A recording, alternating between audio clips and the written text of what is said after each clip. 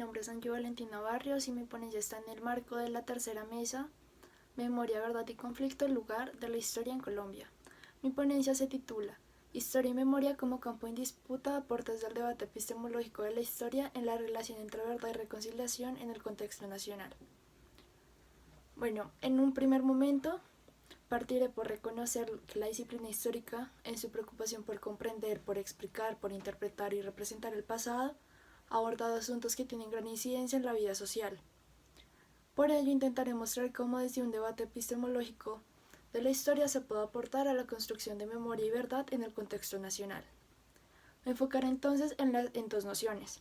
La primera es la noción de verdad y la segunda de la memoria, ya que cuestiones como lo realmente sucedido, lo que se cuenta, lo que no, lo que se recuerda, lo que se olvida, y las formas en que narramos el pasado interpelan constantemente y de manera tensa el quehacer del historiador, sobre todo en el seno de nuestra sociedad colombiana. En este sentido abordaré de manera breve esta primera noción, la noción de verdad. Si bien hay una relación estrecha entre conocimiento, poder y verdad, relación que ha permeado los distintos debates en la disciplina, donde se ha preguntado si aquello que conocemos sería una verdad, ¿qué verdad sería? En la pretendida de la ciencia se ha dicho que es explicar el mundo para dominar, y que en este sentido el conocimiento es un paso para la verdad, y si es un paso para la verdad, el conocimiento también sería un conocimiento que genera poder en últimas. Por ello, lo que ha de denominarse como verdadero se forma de manera universalmente válida, designando las cosas por un código lingüístico, es decir, que detrás de un lenguaje hay una realidad, y que por ello no se trata de conocer una verdad sino un lenguaje. En estas discusiones de la noción de verdad que estoy intentando abarcar se encuentra el planteamiento de Dilthey, cuando afirma que los juicios de valor no deben ser tomados como en las ciencias naturales, es decir, como verdaderos o falsos, sino la cualidad interpretativa de las ciencias del espíritu puede categorizarlos como justos e injustos. Es decir, que una verdad no debe ser leída como verdadera o falsa, sino debe ser leída desde la moral de un contexto en específico, que responda si lo sucedido fue injusto o justo. Así el para qué de las ciencias del espíritu, en términos de Dilthey, sería dar sentido, un significado vital al conocimiento, que es lo que considero debería ser la historia en modo de aporte en la construcción de memoria y de verdad. Bueno, esto último lo digo partiendo también por la idea de que hay una lucha por la construcción de memoria y verdad, y que esta lucha es una lucha también por la identidad y por los rumbos sociales que enfrentar una sociedad, es decir, que es la que define quiénes somos, cómo actuamos y qué debemos hacer como sociedad. Así, la memoria, en términos de Burke, atañe a los historiadores como fenómeno histórico, entendiendo la historia como memoria colectiva.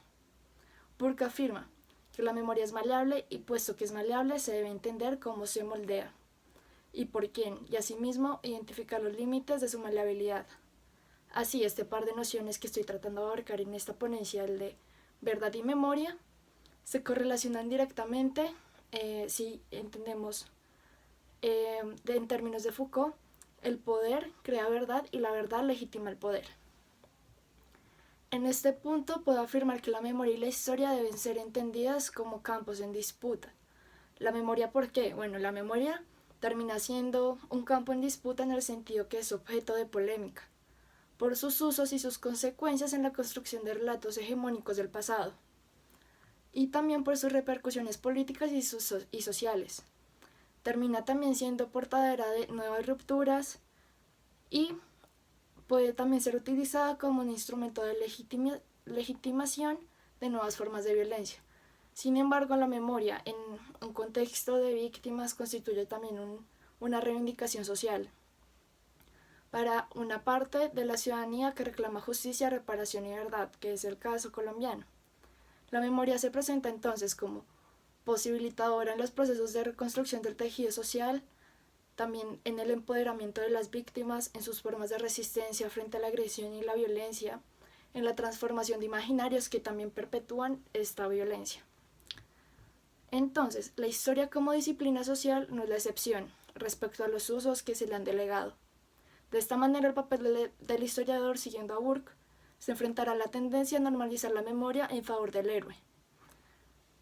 también a una historia oficial. El historiador en este sentido lo que deberá hacer es hacer historia desde la resistencia, mostrando las anomalías de los relatos de memoria colectiva. Así se daría paso a la inclusión y el reconocimiento de todas las historias y, siguiendo la propuesta de Villa, se deberá hacer desde un escenario de divulgación, de publicación, de visibilización y difusión en todos los testimonios, todos los relatos y todas las narraciones. Por tanto, considero yo que estas discusiones deberán salir también del campo académico, pues más allá de lo que nombré anteriormente de divulgar y de difundir en un ámbito académico que se cierra algo propio de los historiadores, deberá también darse lugar a la tradición oral y a las fuentes orales. Pues yo considero que estas también dan cuenta de la memoria de los pueblos y de la identidad misma, puesto que los pueblos reafirman su ser por sus historias, por sus relatos, por sus mitos, por sus leyendas, por sus narraciones. Si estos relatos llegan a desaparecer, el pueblo se podría decir que se hace amnésico, puede afirmarse que desaparece como tal. Un pueblo existe mientras haya gente que pueda recordar su historia y transmitirla. En este sentido, la disciplina histórica desde una crítica social en los procesos de construcción de memoria histórica basándose en la relación tensa que hay entre verdad y reconciliación, deberá priorizar una narración histórica libre de exclusiones, en un marco de horizontalidad que reconozca al otro para posibilitar finalmente un proceso de reconciliación.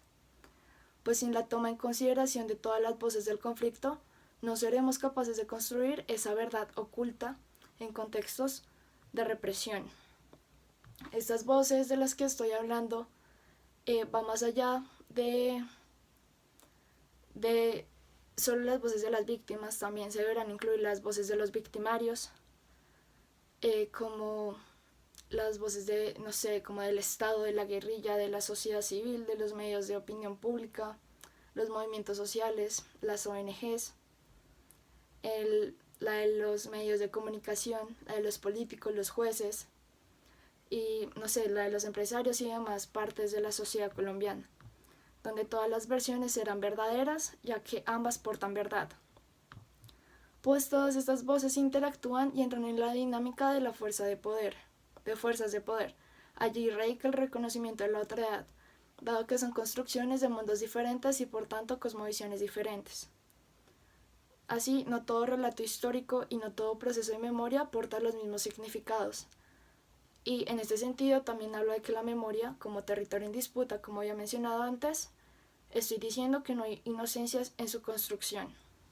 Por tanto, urge en Colombia una memoria histórica inclusiva, respetuosa, sin sesgos radicales, con todas las voces y matices, sin descalificaciones, sin trampas, sin pretensión de borrar, ya sea porque sea doloroso o porque no se guste o no es lo que se quiera oír, o lo que atentaría con unos intereses.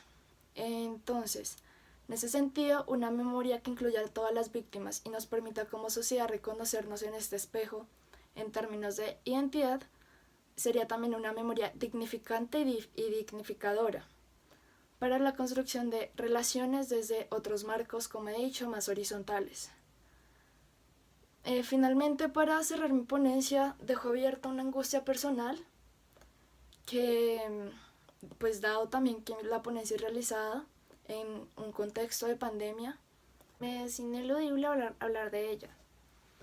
Bueno, mi preocupación va un poco orientada a que, bueno, la pandemia pasará, pero no sus consecuencias sociales. Y cómo, por ejemplo, se ha exacerbado una sociedad de control en la pandemia y cómo tras ella esta pues será vigente. Y como, por ejemplo, la pandemia ha sido oportunidad para que grandes mandatarios afiancen su poder y de alguna manera no sé, como que debiliten la democracia.